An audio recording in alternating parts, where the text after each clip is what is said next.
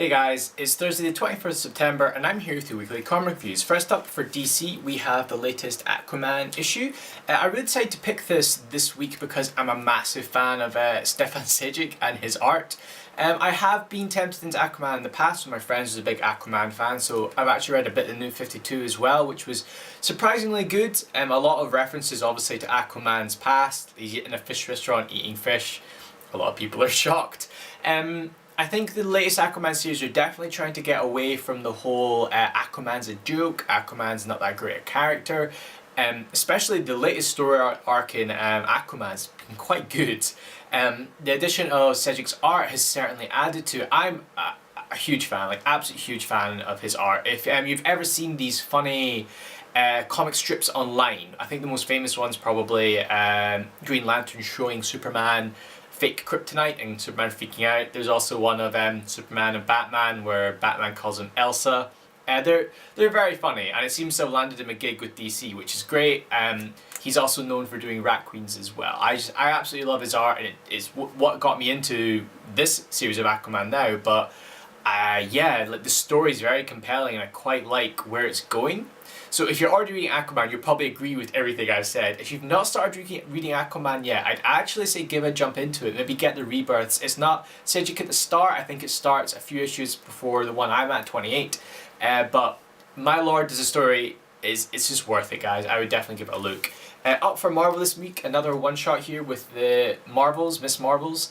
If you're unaware of who Miss Marvel is, she is an Inhuman who went through Terrigenesis and was a big fan of Carl Danvers and decided to give her character as an homage. So the whole kind of Generations thing where they're pairing up characters with their older counterparts, obviously she's been paired with Miss Marvel.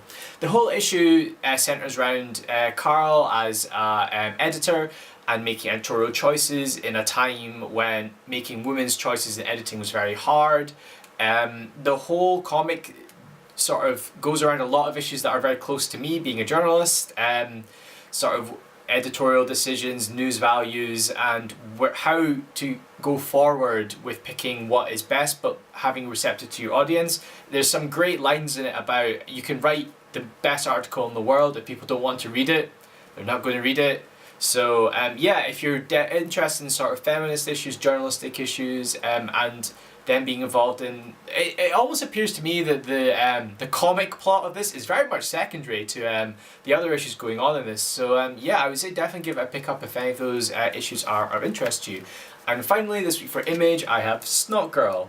My Image cup runneth over this week since Descender, Snotgirl and Wayward all came out. But obviously I've already done Descender and Wayward, so now it's time for a bit of Snotgirl. If you've not heard about Snotgirl, it's Brian O'Malley, the guy that did Justin. Scott Pilgrim versus the World. Justin Timberlake versus the World would be a very different, very different series. No, Scott Pilgrim versus the World. He did that, and this is his new work. Is a bit of a step away from Scott Pilgrim, I've got to say. It's about a fashion blogger called Lottie, who it's basically just about her life, really. Certainly lots of things going on. A sort of murder mystery at one point, and yeah, her interactions with her friends, with her ex-boyfriend, with her fans. She's basically a fashion blogger who has very severe allergies. So it's very much the world I put online is very different from the world I live in. And what I like most about it is that she's not a likeable character at all. She is a complete dick most of the time, but you can't help rooting for her because I think we've all been in these situations where we're put into a hard place where we have to choose between doing the right thing and doing what's easier for us, and a lot of the times, sometimes it is just easier doing what's easier for us than making that hard decision to be the better person. And Snotgirl is one of those comics that definitely explores those issues and tries to sort of do the best it can to explain why people make the decisions they do.